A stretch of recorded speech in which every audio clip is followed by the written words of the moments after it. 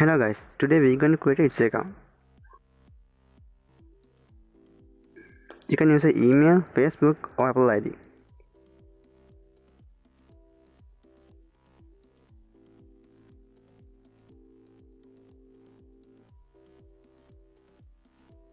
Follow the sign up link given below and grab 40 free listings. Then navigate to this page. In shop preferences, there are some easy questions about the shop we're going to create. Then the name of the shop. I recommend you to research on a category and create a unique name. Then directly to create the first listing. I'll put the link in the description and in the end card. You can get paid directly to your bank account with its payments and to your PayPal account. You must locate in an eligible country to use these payments.